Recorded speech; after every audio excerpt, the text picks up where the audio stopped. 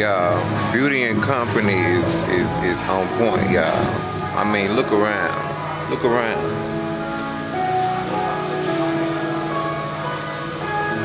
We here with it, y'all. Look at what they doing in the city.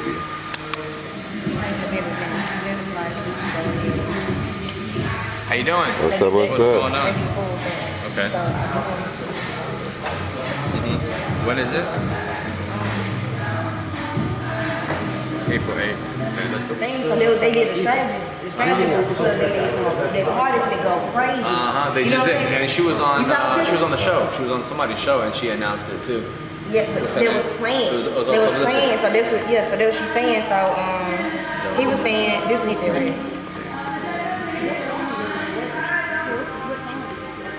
And Doche is a popping artist. So I don't know who he got playing with. He basically just like I don't know. Because she was playing her cards different, but now she's in depth, so it's different now. But it's all good. You know what to do now. You know it's a chess game for you now, so you know exactly how to play it. Probably. I got something going on. I need your help. I just want to make sure I'm going the right way. Yeah. Before I release this, put it on the internet.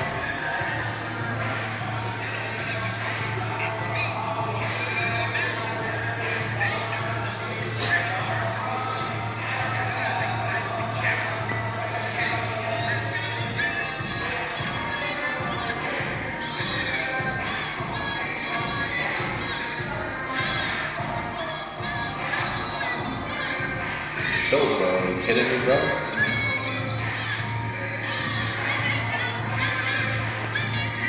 Yeah. You know what I'm saying? You'll attract everybody. Yeah. It's just a certain crowd that you need. That's all you really need at this point. Yeah, so I just need to get with you because I need the marketing shit. I need to make sure I'm doing it the right way. Like, where are you going? You going anywhere? I'm probably with I'm like good. 20 minutes. Yeah. Maybe. So you gonna be here? Yeah. All right. Whatever else you wanna go over, we can chop it up. I'm down. I got you, T. Everything good? Yeah, actually, I need to walk and I give it this. Okay. How many workers? Yeah. Take like that. Yeah. Just get this thing.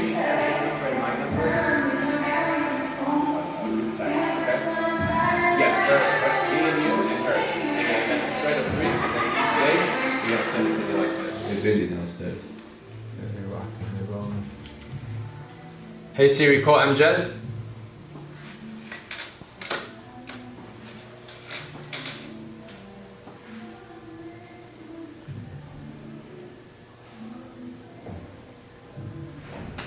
I'm about to have an intimate one-on-one with D Baha. Y'all, to see it in person, to see this man move and be so graceful with people pulling him left to right, it's unhuman. It's really unhuman. But we're going to find out, how do you maintain, how do you keep consistent, how do you stand on top of this and project and just keep moving forward. We're going to find out right now. So, thank you for your time, really. You're welcome, man. Sorry about that. Busy. You got I wanted to do a walkthrough on the floor, but I didn't want to keep getting stuck, like where people ask me questions, but once we go down, it's probably a vibe that you want to see, but at least the first few minutes, it'd be good to kind of get certain questions out of the way. I think might be healthy. Main question is, how do you maintain? I see they pulling you left and right every moment. How do you stand on top of that? Where does that energy come from? It's actually staying busy is what keep the energy going. So like keeping more things on the radar or on the agenda is what make the day go by smooth, exciting, looking forward to the next hour and the next hour, the next hour. Times where I'll have a clean slate, like I don't have nothing, no meetings or nothing, those are the boring days. Those days is like, how can I add more work on my plate? And it's basically just committing to a lot of things. As long as you committed to it, then that's what's gonna keep you busy. But of course, it's something that I have to personally be okay with, and I'll keep my schedule busy, but I have full control on it. Like a lot of people might think like, hey, can I even take days off? And it's really easy as long as you're able to control that and be able to work fast, so you can cancel 3 meetings and make up for them the next day if you have to. People understand, they know how to work with you. That's been a big thing with me, but just kind of knowing how to handle that with people and moving meetings around and knowing how to just take random meetings during the day that are unexpected, those are the things that I enjoy doing. Okay. Yeah. And where are you originally from? Originally born and raised in Brooklyn, New York. Okay. Yeah, So Brooklyn, New York to Memphis. Why Memphis? To Mississippi, actually. Okay, Mississippi first. So originally I think I was probably 7 at the time. We moved to Mississippi. My dad opened up a dollar store there. Okay. And we worked there for going on, I think we've been in Clarksville by now probably 23 years. So Clarksville, Mississippi. It's right up the road, right? It's about 2 hours, hour and a half away from here. We went there, opened up a dollar store. My dad got really comfortable in the business and kind of like started adding more products, you know, like going from dollar items to $3 items, $5 items. Of course, I was young and I kind of grasped what he was doing and how he was managing different products. Going to different wholesalers, buying products, knowing how to buy something for $1, trying to get it to $4. I watched him do all that. I learned it also from my brothers. I have 5 older brothers than me, so I'm the youngest of 6 boys. My oldest brother's 50, I'm 32. So I have brothers from 33 all the way to 50 years old that I kind of picked up a lot of traits from and a lot of good skills. Took that and put it all together, and then of course moved to Memphis when I was 26, turned 27, because at first I only had 4 locations in Mississippi running with my brothers. Came to Memphis December 2017. Opened up my first store, which is at 3250 Austin P Highway. That was my first store. Since then, fast forward to today, I opened up 5 stores. We're in February 2023, so give or take, that's about going on 6 years. So about 5-6 years, I opened up 5 stores. I still have my babies in Mississippi. I got a store in Batesville, Mississippi, Clarksville, Mississippi, Greenwood, Mississippi, and Hattiesburg, Mississippi. Those are like the original. Those are the ones that have been there for 10 plus years. Those ones that taught me a lot, learned a lot, took a lot of notes, educated myself, prepared myself to come to the Memphis market, because it is a challenging market. You know, it's not easy. It's a lot of competition, a lot of people that are very high skilled in what they do. So if you're coming here, you have to come with the heat. So I prepared myself before coming here. So I kind of like stayed in Mississippi as long as I was able to. I feel like, hey, I'm ready to get out of my comfort zone. And that's what brought me here to Memphis. So outside of knowing that there was a market for more and that you could easily access it, why Memphis? I want to know why Memphis. Besides it being right up the road from where I was, it was somewhere where I used to always travel. Like, because Clarksville, if people that know Mississippi, they know it's not as advanced as Memphis is, right? And what we mean by that is, like, there's not a lot of restaurants, there's not a lot of shopping areas, there's not a lot of places you can take your family out. So I was coming to Memphis very frequently. So as I was coming, because it was the closest thing to going out, like if I wanted to take a day off or wanted to take my kids out somewhere, typically I would go to South Haven in Memphis.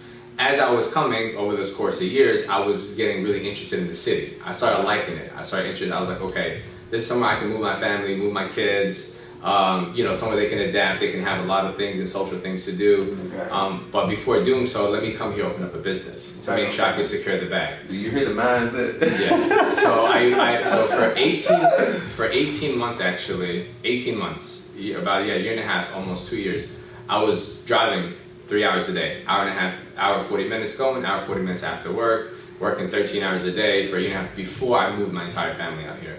So I did that to kind of make sure that it was a good choice, because, you know, moving them here, then moving back to, like, I knew Mississippi was good, like money was good, everything was good, my store's been there, they're juking.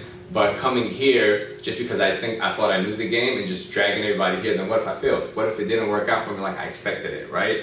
So before I did that, I went ahead and just was doing it by myself while my kids, my family, everybody was still in Mississippi. And because of that, I sacrificed 3 hours a day. I used to leave Clarksville 7 o'clock, used to be at work by 8:30, 8:40, used to stay at work till 8:30, get home by 10 o'clock. I did that for 18 months straight, no days off, literally no days off.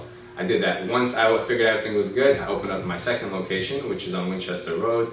Once I opened up my second one, I was able to say, okay, let me move everybody down here, okay, and let me grow and scale, pretty much. Okay, and my next question is, he just walked away from me, but I guess personally, I'm just like, you're doing it, you handling business for real. Thank you. And two, about how many employees does it take to sustain all these stores? As of right now, I got about 130 employees. I went from having, when I first originally started, we had 4, 8, 12, say about 20 employees.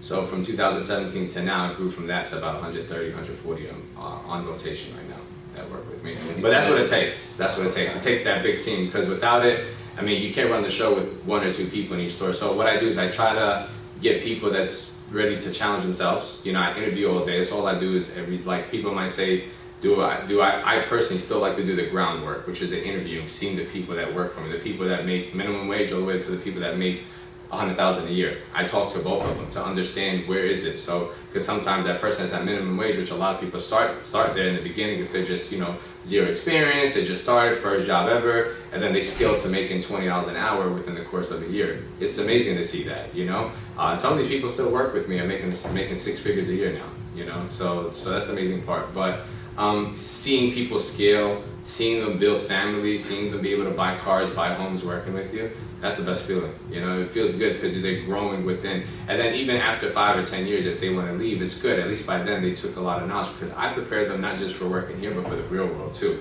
So a lot of most 99% of the people that I bump into that don't work with me no more, that cross paths, literally till this day, they'll remind me of the certain work ethics that I used to always pour out on them and say, hey, the real world is not what you think it is. What the school prepares us or what our parents tell us. It's different. And I tell them in business reality, I have business conversations with them. I tell them, hey, you want to, because 90% of the people that work with me, they want to be self-made. They want to be, they want to go start their own business. They want to have their own business, own product.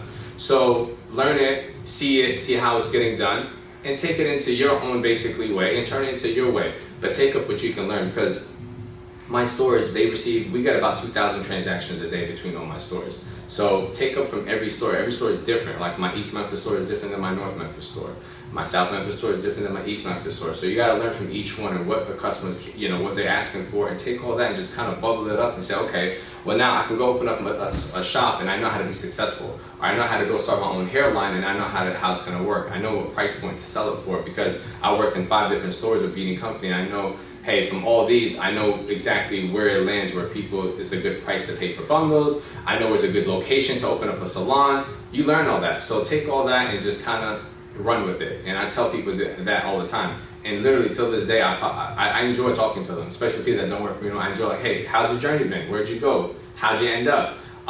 Where are you working at now? Can you, a lot of times I'll probably bump into them and they're hey, well, look, we're ready for a new opportunity. What do you have available for us? And if they already have the brain knowledge from the 5 years they worked, say, on the groundwork, working as a beauty advisor, say, hey, I'm going to be a key holder with you now, Baha. What is it going to take? Well, it's going to take 60 days of training. You're going to have to handle money. You're going to have to be able to work 6 days a week. X, Y, Z. I'll give them a pretty much a blueprint of what is it going to take to kind of go through that boot camp of 60 days to kind of get you ready to run a beauty supply store. Because my stores don't take one person to run. It takes 3, 4 main people. Then it takes about 5, 6 other individuals. So about 10 people per store.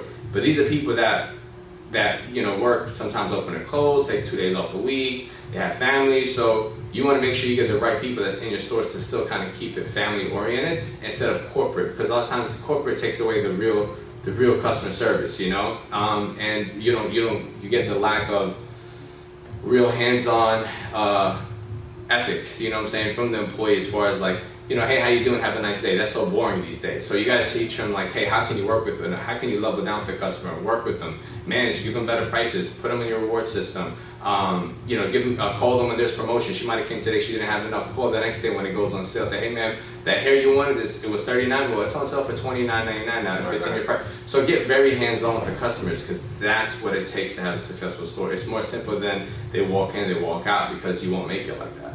And I kind of stay in the picture because I kind of try to keep that relevant all the time. Like my energy, how I do, and how I talk to customers is completely different than what corporate teaches their employees. Corporate just has to put it in black and white. And the easiest thing to do is to put a bunch of scribble on a book and say, read it. But with me, it's more hands-on. Definitely. That's what got me here, is being hands-on with each individual, with each customer. Okay, and outside of all of that, when it comes to you personally, how do you find calm? How do you find peace outside of this big building and all of that? When I find it, which is family, my family, I'm very, very, very close to my family. I take my kids to school every day, no matter what. I take them to all their soccer practice, basketball practice, football practice, and karate. They're on 4 different things. All my kids, different seasons of the year. Still attend everything. It's pretty much, that's my peace time. That's my time where I can be a different person. Because here it's a hat you have to wear. You have to stay, a certain way. You have to stay apart, professional. You got to know how to understand different personalities. You have to understand everything. And of course, knowing how to leave that behind and jumping into being a father, being a husband is very important. That a lot of people might not know how to manage. But with me, the biggest thing is that's been my me time. Whether it's an hour, 2 hours a day that I get with them or have a talk with them, it kind of makes me feel real.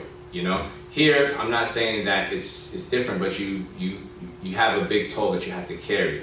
And a lot of people end up trying to be very friendly, very homey, very, you know, like, oh, I gotta leave now and not being on schedule when running a business, and that's what fails a lot. Being nice will help you, will also fail your business. Sometimes you gotta know how to be controlled nice, you know? So I'm very, very nice. Every employee will probably tell you, oh, he's the best boss ever, right? But at the same time, they'll also tell you that I'm strict, I'm straightforward, straight to the point. I don't wanna waste your time, I don't want you to waste my time. We all got kids, we all got wives, we all got, you know, families that we go home to. So know how to prioritize that, because I'm able to, you know? So if I'm able to, then you should be able to. We understand where if people don't have transportation and things like that, we work with all that. But the biggest thing is basically knowing how to stay focused. You know, that's my biggest thing. So I say that very, very strongly, because a lot of people would lose focus when they get to a point where they can be comfortable, because I can be as comfortable as I want. I choose not to be, you know, because I will fail, 100% will fail. Especially when you're carrying a big priority, you know, a big, you know, like, you know, multiple stores, you got 130, 40 people that's relying on you to get paid on time every 2 weeks, you got bills that need to come in every month, that regardless whether you're slow or busy, you still got to pay them. It's the same thing, just like running a household, right? And if you play in the household and you don't take things serious and you do things wrong, then eventually that household will crumble. Same thing in business. Right. So you have to kind of know how to prioritize each. And just like how I run my business, I run my home, but in a home way, you know, in a father way, in a husband way, basically. And like you spoke on a household crumbling versus sand and rock, what keeps you grounded?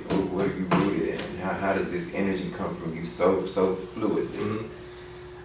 Mostly with people, man. I'm very interactive with people. People help me become a better person. Okay. Yeah, like yourself. Like, you know, I learned a lot talking to you. You know, I learned a lot just from the initial time to now. You might not know what it is. Me personally, I know what it is. So as long as I know what I take away from every person I talk to, and it doesn't control how my behavior is, it just controls me, know how I can become a better person, a better communicator, you know, a better responder, things like that, you know.